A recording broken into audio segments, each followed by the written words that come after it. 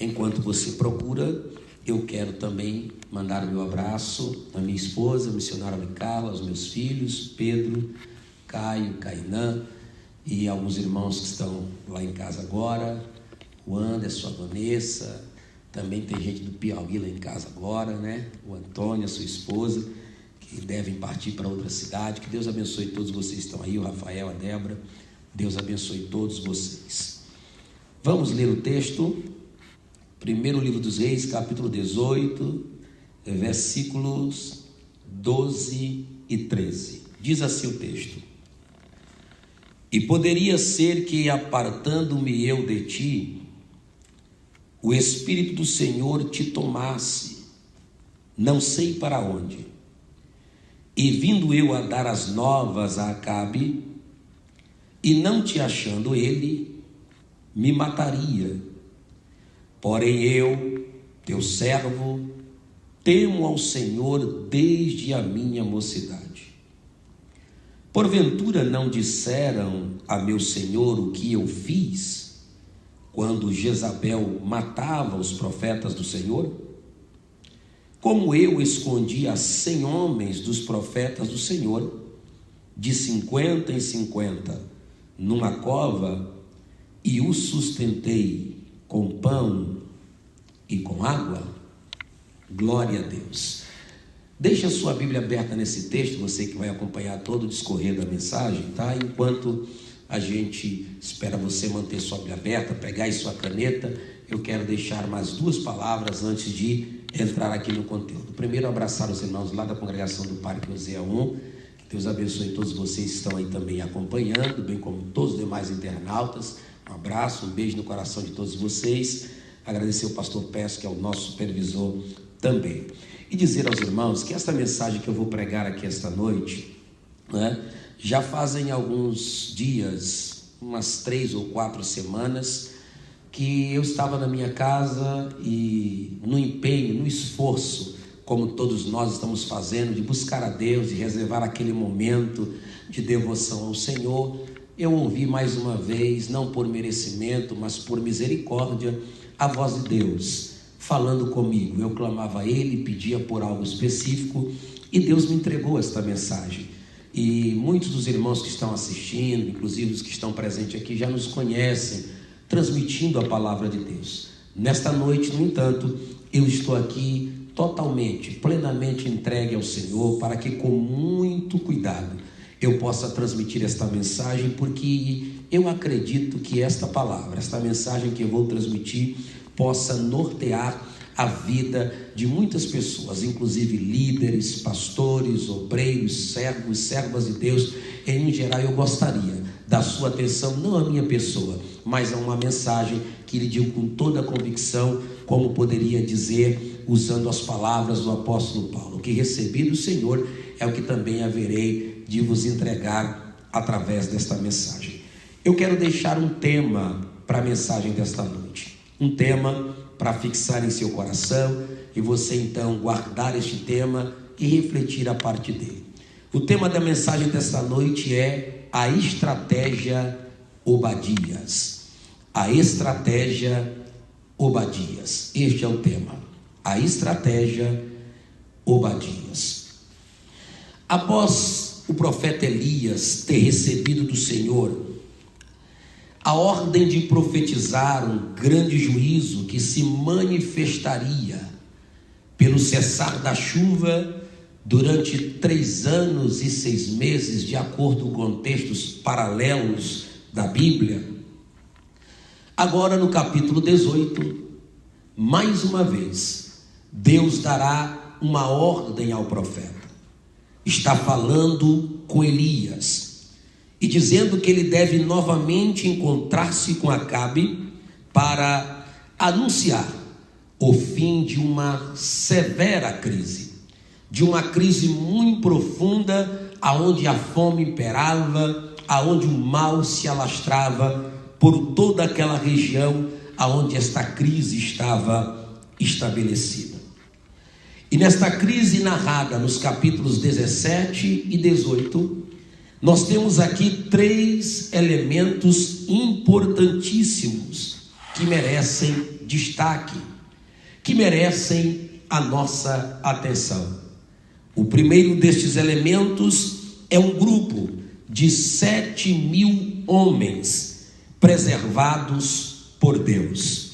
Isso está escrito no primeiro livro dos Reis, no capítulo 19, versículo 18, quando, em resposta ao profeta Elias, Deus diz: eu reservei em Israel 7.000 homens que não dobraram os seus joelhos diante de Baal. Ou seja, um grupo de homens que foi guardado, preservado por Deus, com o número de 7.000 homens. Um outro elemento que merece destaque no período desta crise é a própria pessoa do profeta Elias. Elias surge no cenário, chamado de Elias o Tesbita, ou Tisbita, como queiram. E no primeiro livro dos Reis, capítulo 17, versículo 1, ele surge com muita ousadia, dizendo: tão certo como vive o Senhor, segundo a minha palavra, nem chuva, nada de chuva haverá sobre a face da terra. Elias chega com muita ousadia, e ele é um dos elementos desta crise que merece destaque. Mas há um terceiro elemento que merece destaque no momento ou no período desta crise. É um mordomo de Acabe, por nome Obadias, cujo nome significa servo de Yah, ou servo de Javé, servo de Deus. E Obadias, ele vai se destacar neste cenário, porque ele vai estar convivendo com Acabe no palácio, servindo a Acabe, no entanto, com características diferenciadas do caráter de Acabe e de sua esposa Jezabel.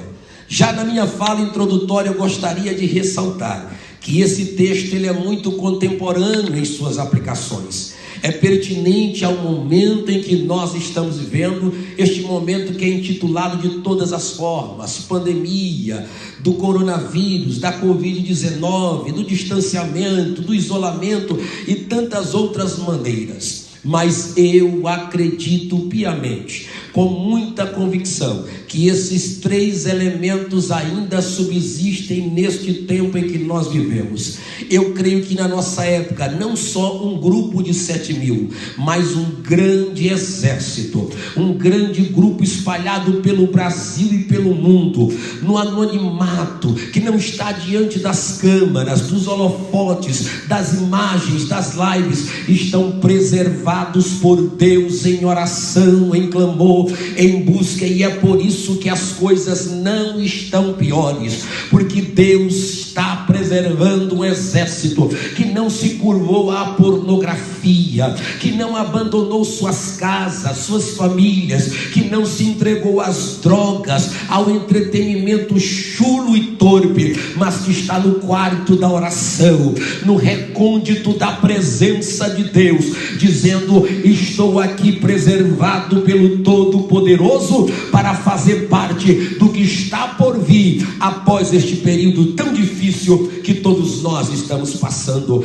Mas também acredito que neste momento em que nós estamos enfrentando, há também o elemento chamado profeta. E por que não pluralizar? Profetas. Eu creio que muitos profetas do Senhor, verdadeiros, não aqueles que buscam a autopromoção, não aqueles que buscam promover a sua imagem, mas aqueles que, comprometidos, utilizam de todas as formas, de todos os meios, para alcançar pessoas com palavras de vida, de verdade, vindas da parte de Deus, interpretadas à luz do contexto bíblico, aplicadas com muita graça e unção.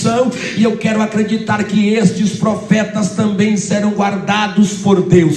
Se você é um destes profetas, eu quero declarar sobre a sua vida que o Senhor te proteja, que o Senhor te guarde, que o Senhor te sustente, e você não se curve a nada e a nem ninguém, mas permaneça comprometido. Mas também quero crer que neste tempo caótico, de caos, de crise, de pandemia, nós temos os Obadias da vida, os mordomos de Deus, aqueles que a história talvez não é descrita, não são conhecidos, mas eles estão sim em nosso meio, eles estão sim por aí, e nós vamos detectá-los, e posso até afirmar que muitos deles serão despertados nesta noite, a partir desta palavra que gostaria de deixar convosco. Nós temos sim aquele grupo que não se curvou, mas foi preservado, os profetas que ainda são comprometidos, e os mordomos de Deus, os que estão para servir ao reino com os recursos que Deus lhes tem dado.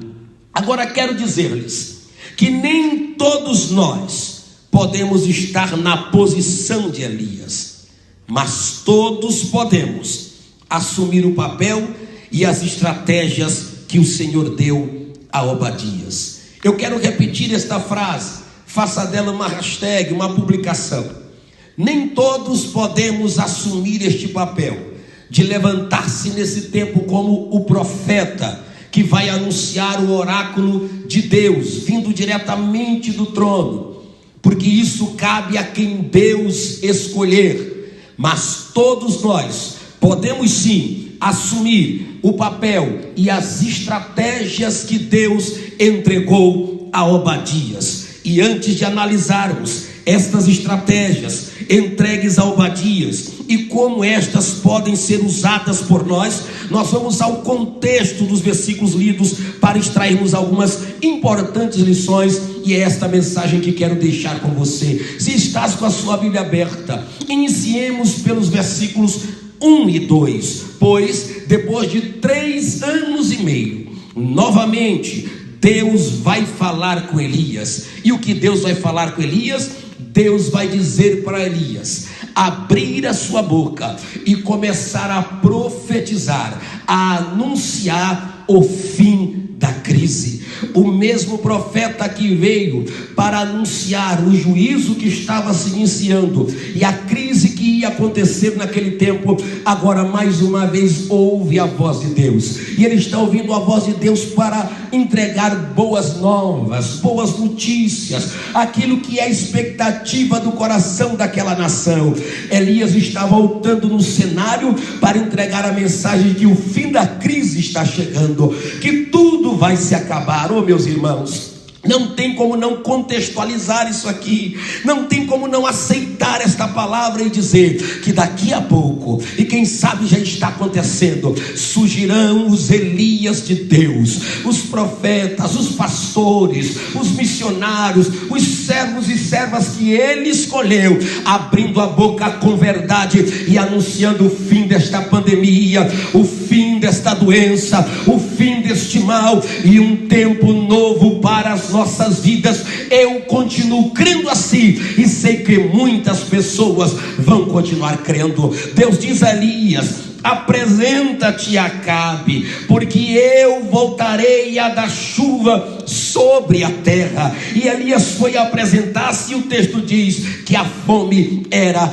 extrema em Samaria, o negócio estava muito estreito, a situação muito difícil, e agora Deus está dizendo: eu estou anunciando que o fim está chegando, eu estou anunciando que vai cessar, eu estou anunciando que haverá mudanças, eu estou anunciando que haverá um tempo novo. Permita-me olhar direto para você na sua casa, aonde este vídeo estiver chegando. Se você precisava ouvir isso para recobrar as forças, realimentar sua esperança com ousadia, debaixo da autoridade de Deus, mediante a autoridade da palavra, eu quero lhe dizer: Deus também trará o anúncio do fim deste mal. É o próprio Deus quem vai dizer: chegou a hora, acabou, cessou tudo. Eu sei que o meu, o seu coração, os nossos corações estão em grande expectativa. Cada irmão com quem conversamos, cada pessoa que liga para nós, a gente sente do outro lado do telefone, da mensagem no WhatsApp, o anseio por ouvir a seguinte notícia: voltamos aos nossos cultos, as portas estão abertas, o evangelho volta a ser pregado também nos templos, e eu creio que Deus em breve levantará os seus para trazer essa notícia com muita graça promessa, e nada e nem ninguém vai poder deter aquilo que foi determinado por Deus. Bendito seja o nome do Senhor para todo sempre. Ao chegarmos no versículo de número 3, a Bíblia diz que nós vamos encontrar dois personagens que já foram até mencionados seus nomes: Acabe e Obadias. E Acabe e Obadias aqui representam, preste muita atenção nisso, o cenário da convivência entre os maus e os bons, entre o ímpio e o justo. Veja bem, quando você procura a biografia de Acabe, a história deste rei, que foi dos piores monarcas da história, que ainda a todos os seus males acrescentou de casar-se com Jezabel, que se tornou símbolo da promiscuidade, da prostituição e da corrupção, da devassidão. Acabe agora tem o seu contexto de vida um homem por nome Obadias. Não se sabe muito, mas aqui tudo indica, pelas suas próprias falas, Obadias começou a crer no Deus de Israel, temia esse Deus, o servia. Mas o foco aqui é entender o porquê que Deus permitira que o justo estivesse vivendo do lado do injusto, que o bom estivesse vivendo ou tendo convivência com o mal. Saiba de uma coisa: todas as vezes que na história, inclusive na minha e na sua, você vê que o justo terá que conviver, terá que estar junto dos que são injustos, os maus conviverem com os bons, há um propósito da parte de Deus. É porque Deus quer fazer alguma coisa. Quantos irmãos e irmãs não trabalham em casas chamadas casas de família, os serviços domésticos, as diaristas, e elas vão para ali, para a casa de uma espírita, uma pessoa que adere à religião espírita, que adere a outras religiões que trazem o engano para a mente do homem. E quantos outros estão por aí envolvidos em tantos pecados, e dentro daquela casa os irmãos estão trabalhando. E aqueles que são prudentes sabem o seu lugar, sabem se posicionar, mas de repente acontece algo naquele contexto em que somente alguém que está debaixo da direção e orientação de Deus pode dar uma palavra de esperança. Eu quero dizer para você, se você está convivendo com e entre os ímpios, se o descrente convive entre os descrentes, há um propósito da parte de Deus. Porque não lembrar, meus amados irmãos, da história de José, um dos maiores exemplos, quando José foi levado para o Egito, primeiramente como escravo, depois se tornou mordomo na casa de Potifar, dali foi para a prisão, da prisão para o palácio de Faraó. Mas em todas aquelas situações havia um propósito da parte de Deus, para que mais tarde não só a família de José, mas muitas nações recebessem um suprimento de alimento mediante a crise. Isto implica em dizer, e eu quero dizer de viva voz, para qualquer pessoa que tem posição, que tem cargo, que tem autoridade, que trabalha atrás de uma mesa, aonde você estiver, se onde você está, você não entendeu ainda que é um propósito de Deus, passe a entender, e não só entender, mas agir para aquilo que Deus te estabeleceu neste lugar. Deus não nos coloca em lugar, não nos dá oportunidades, senão para agirmos conforme aquilo que Ele tem no coração. Deus não nos coloca entre os ímpios e descrentes para nos corrompermos, para sermos omissos ou ficarmos calados. Se Deus nos colocou lá, é para sermos uma voz em nome do Senhor dos Exércitos. Se Deus nos levantou, é para sermos uma voz que possa honrar e glorificar o seu nome. Por que não lembrar de Esther, que está lá no meio dos ímpios, faz parte de um povo diferente, como diz o próprio livro, mas foi para um tempo especial que Esther foi levantada para dar livramento de um grande morticínio entre os judeus. Por que não lembrar de Daniel e seus amigos, levados cativos à Babilônia, e quando pensaram que Israel seria ali subjugada e humilhada de toda todo. Agora a Bíblia vai dizer que Daniel e seus amigos ganham lugar de destaque na Babilônia. E não só isso, mas são a voz de Deus no meio dos ímpios, fazendo com que eles reconheçam, e até mesmo Nabucodonosor possa dizer que o único Deus que estabelece tronos e remove tronos, que estabelece reis e remove reis, é o Deus de Daniel, o Deus de Misael, o Deus de Ananias e o Deus de Azarias. Deus te colocou em determinados lugares para um propósito. Não baixe a sua cabeça, não se sinta humilhada ou humilhado, mas peça graça e autoridade de Deus, e no tempo certo, repito, no tempo certo, serás a voz representante de Deus naquele lugar aonde Deus tem te colocado. Bendito seja o nome do Senhor para todo sempre. Caminhando para os versículos 5 e 6, e aqui o negócio aperta um pouquinho, é meio difícil de se falar disso, no entanto não posso fugir da responsabilidade da palavra. Diz o versículo 5: e disse Acabe a Obadias: vai pela terra, a todas as fontes de água e a todos os rios, pode ser que achemos erva, para que em vida conservemos os cavalos e mulas, e não percamos todos os animais. Olha aqui para mim, você que está aí na sua casa. A crise também é capaz de revelar os corações dos homens. Esta crise está revelando algo profundamente preocupante. Acabe vai inverter os valores e mostrar quais são as suas preocupações reais. Sempre existirão, sempre vai existir os que darão mais valor ao que menos importa. Permita-me dizer-lhes, vocês que estão me ouvindo agora e vão ouvir essa mensagem depois, temos que ter muito cuidado para que as nossas preocupações não sejam baseadas em valores invertidos. Acabe está preocupado com o seu exército, está preocupado com mulas, com vacas.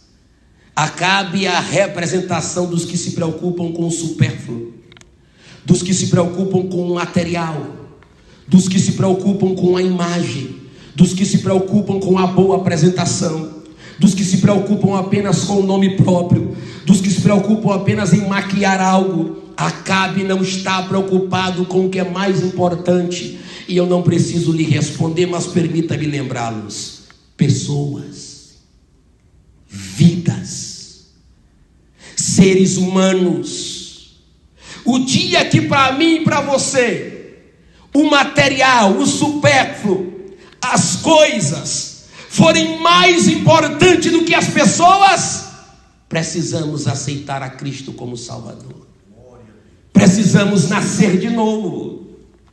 O nascido de novo, o salvo, jamais coloca as coisas antes das pessoas. Ele não é egoísta, ele não é um diótrefes da vida, ele não é alguém que se prevalece. Eu lembro-me do Messias, do seu Messias, dizendo: quem é maior, quem está à mesa ou quem serve? E ele disse: pois no meio de vocês eu sou aquele que serve, porque o Filho do Homem veio para dar a sua vida em resgate de muitos e para servir. Oh, meus irmãos, nos preocupa este tempo, porque os valores estão sendo invertidos em nossos olhos. Eu quero dizer aqui uma coisa que acredito que qualquer outro pastor, qualquer outro ser que envolvido com a obra poderia dizer de viva voz o que eu vou dizer aqui. As notícias que nos chegam do tanto de irmãos que está caindo, se desviando, voltaram a beber porque antes não eram crentes e agora fragilizados caíram, estão abandonando seus lares, famílias. Qualquer pastor, qualquer obreiro, qualquer servo de Deus que tem sensibilidade sabe que quando essas notícias chegam, nos massacram, Só que infelizmente tem gente que não se preocupa com isso. Infelizmente tem gente gostando desse tempo. Vamos continuar assim que está bom coisa nenhuma. São milhares que estão morrendo. Se você ligar agora com o seu telefone para alguns que nunca mais falaram com você, possa ser que eles te digam, como aconteceu comigo esta semana. Já fazia dias que não falava com um jovem, um amigo, e eu de repente senti vontade de lhe enviar uma mensagem, até em tonalidade de brincadeira. Amigo, você me esqueceu, você me abandonou. E sabe o que eu recebi como resposta? Pastor, na verdade eu estou bebendo, eu saí da igreja. Você sabe como é que a gente ouve isso? Você sabe o impacto que isso causa no coração de alguém que foi chamado por Deus para conquistar vidas? Isso não vem de nós, é uma chama colocada aqui dentro por Ele. São pessoas, almas, e já está na hora da gente deixar de inverter os valores e entender que a minha casa luxuosa, que o carro novo que se anda, que as roupas boas que se veste, que aquilo que é material nunca vai ser mais precioso do que a alma que foi comprada pelo precioso sangue de Jesus Cristo, como de um cordeiro puro e incontaminado. Pessoas valem mais do que coisas. Quem vai inverter esses valores são o mundo, são os políticos corrompidos dessa terra, que estão aí ganhando dinheiro na morte, dizendo que as pessoas morreram de uma doença quando não morreram. 20 mil por cada óbito, aparelhos superfaturados. Eu não quero entrar nesses detalhes porque isso não me compete, mas está diante dos nossos olhos. São pessoas que o material é mais importante do que pessoas, mas a igreja do Deus vivo, eu quero declarar isso para a Igreja Evangélica Assembleia de Deus, Ministério do Belém em Campinas. Nós continuaremos declarando que pessoas, famílias, pais, mães, filhos serão sempre mais importantes do que coisas, do que objetos. Eu quero dar uma palavra de consolo ao teu coração. Tem muita gente chorando por você, tem muita gente ansiando que você não caia, que a sua família não seja destruída. Olhe à sua volta, lhe falte tudo, mas não lhe falte a comunhão do seu lar, a sua esposa com seus filhos, não lhe falte isso. Pessoas serão sempre mais importantes. Deixa quem quiser salvar cavalo e mula, nós salvaremos pessoas. Glória a Deus. E para isso nós vamos aderir à estratégia de Obadias, e eu aqui caminho para o final desta mensagem.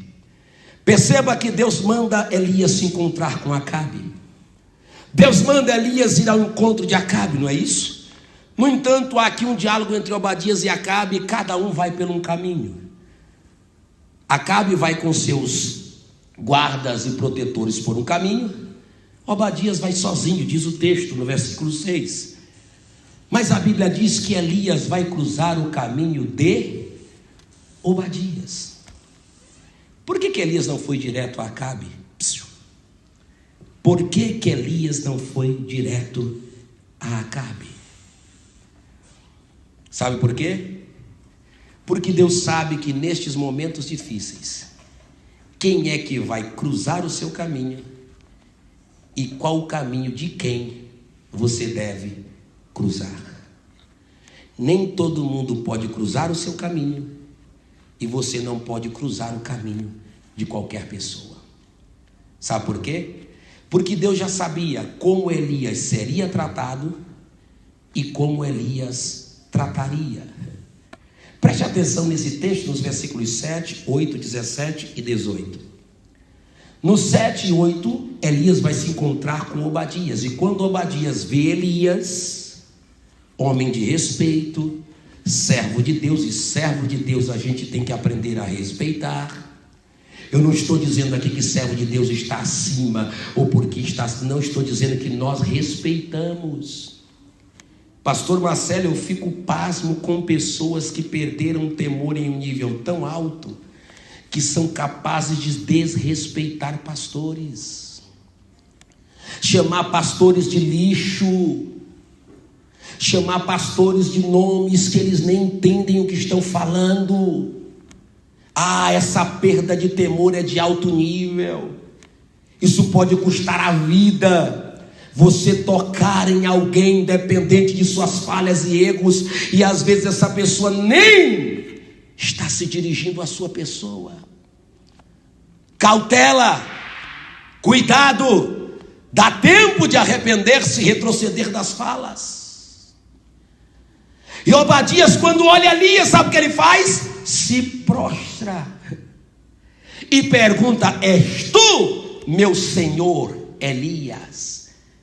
Imposição de respeito, porque por uns nós seremos bem tratados, por outros estejamos preparados, porque tem gente, irmãos, que ainda não entendeu o que é ser um servo de Deus, ainda não compreendeu que nós não pedimos nenhum privilégio, que nós não pedimos nada, mas Deus faz deste povo menina de seus olhos. No passado ele repreendeu a reis, dizendo: não toqueis em meus ungidos, e nem maltrateis aos meus profetas. Obadias tem respeito. E Acabe? O espírito de Acabe está solto por aí, porque no versículo 17, quando Acabe olha Elias, sabe o que ele diz? Elias, és tu, ó perturbador de Israel. Veja bem, quem prega a verdade é perturbador. Quem confronta o pecado é perturbador. Quem não se curva a sistemas é perturbador. Quem não se vende é perturbador. Aí ele diz: não, meu filho, a história está errada. Não sou eu o perturbador, mas tu e a casa de teu pai, por causa dos pecados que tu tens cometido e fazendo o povo de Deus errar. Deus sabe quem é quem nessa história. Deus sabe quem é quem nesse reino. Sabe quem de fato é comprometido, como sabe também quem camufla. E é por isso que esse tempo está revelando muitas coisas. E agora Elias vai cruzar o caminho de Obadias, sabe por quê? Porque Obadias precisava ter a sua esperança realimentada. Obadias já tinha feito tanta coisa, e nós vamos ver daqui a pouquinho. E agora ele está quase perdendo as forças quando vai encontrar com um profeta para dizer: vai lá dizer para Acabe que eu estou aqui para me encontrar com ele, e um novo tempo está chegando para Israel. Preste bem atenção. Elias vai conhecer a partir de agora, e eu fecho a minha Bíblia, quais são as estratégias de Obadias, através de um currículo que Obadias vai apresentar ao profeta. Na verdade, o profeta vai apresentar seu currículo, suas atitudes e seus projetos. Quando falo disso, para uma melhor compreensão, o que Obadias vai fazer é dar em uma ordem sistemática o que ele era realmente naquele contexto de caos e de crise. E ele usa a seguinte ordem, anote isso aí, guarde no seu coração. Obadias, nos versículos que eu li, versículo 12 e 13, vai dizer o seguinte: quem sou, o que fiz, quando e por que razão me pus a fazer, e que método usei. Vamos repetir? Quem sou, o que eu fiz, quando e por que razão me pus a fazer, e que método ou estratégia eu usei. Primeiro, quem sou, dizia Obadias. Ele diz no versículo 12: eu, teu servo, temo ao Senhor. Eu sou um servo temente. Basta isso, viu, irmãos? Podemos não ter nenhum título, mas se for servo de Deus e temente, é o suficiente. Sabe por quê? Porque quem teme em tempos de crise não deixa morrer, mas gera vida. Bendito seja o nome do Senhor. Quando eu estava lendo isso aqui, eu me lembrei das parteiras lá do Egito, quando o faraó determinou que todos os filhos dos hebreus, macho, deveriam morrer. E ele disse: olha, quando vocês forem ajudar as hebreias a dar à luz, quando vê que o filho é menino, vocês vão lá e matam matam os meninos. E a Bíblia diz: mas as parteiras temeram ao Senhor. Temeram ao Senhor. Quem teme ao Senhor não faz fuxico na internet. Quem teme ao Senhor não rebaixa a vida do seu irmão. Quem teme ao Senhor não perde tempo com piadas contra o reino de Deus. Quem teme ao Senhor não mata. Quem teme ao Senhor gera vida, gera vida, gera vida. E se tem alguém que teme ao Senhor me ouvindo, você será usado para gerar vida. E aquelas parteiras foram estabelecidas por Deus e abençoadas. Mas Obadias também diz: o que eu fiz? Não é só quem eu sou, mas o que eu fiz. Eu usei o momento da crise e sustentei pessoas com pão e com água. Obadias está dizendo: sabe, naquele tempo que tinha muita gente morrendo, eu peguei pessoas, profetas do Senhor, e alimentei eles com pão e com água. Eu não vou ficar aqui tentando dar a aula teológica para você, porque nem sei, mas você sabe, numa linguagem de símbolos bíblicos, tipologia, você sabe que pão e água representam duas coisas importantíssimas para nós. O pão está aqui, você está comendo ele todos os dias através desses cultos. O pão é a palavra genuína, pregada com autoridade e simplicidade, às vezes com mais profundidade, porque uns têm mais conhecimento do que outros, mas deve ser pregada com verdade. Então alimente-se desse pão. E água é a mesma palavra também, mas também pode ser o Espírito que sacia a tua sede neste momento. E eu quero dizer para você que está em casa, em qualquer parte do Brasil ou do mundo, tem pão e tem água através desta live. Tem pão e tem água para você, e Deus te dá pão e água para você compartilhar com outros e sustentar pessoas com pão e água. Mandar uma palavra para alguém que está morrendo pode gerar vida nele. Obadias diz: eu fiz isso, sustentei pessoas. Não se sustenta pessoas só com dinheiro, só com cesta básica, só com alimento. É disso que elas precisam no material. Mas Jó capítulo 4 versículo 4 nos ensina o seguinte: um dos amigos de Jó olha para ele e diz assim: olha, as tuas palavras têm sustentado a muitos, e os joelhos vacilantes tens fortificado. Eu quero dizer ao pastor Marcelo, representando aqui todos os pregadores que há nesse Brasil e nesse mundo, que quando Deus abre a nossa boca, as palavras têm sustentado pessoas. Nós não podemos parar de pregar, principalmente os pregadores. Eu não estou aqui criticando o ministério de ninguém, cada um dará conta diante de Deus, mas tem muito pregador mentiroso, falso, muito pregador que é vendedor da mensagem. Eu estou falando daqueles que usam pão, que usam água para manter a fé, para sustentar a vida espiritual, para dizer às pessoas: caminhem até a eternidade, Jesus voltará para buscar os que estiverem de pé. Mas Obadias também diz: quando e por que razão me pus a fazer? O tempo era de medo, irmãos, pavor, por causa dos que estavam sendo mortos. E sabe o que Obadias diz? Eu fiz no tempo em que Jezabel matava os profetas do Senhor. Deixa eu dizer uma coisa para você: as notícias de morte são diárias, avassaladoras. E quando são nossos amigos e conhecidos? E quando são nossos entes queridos?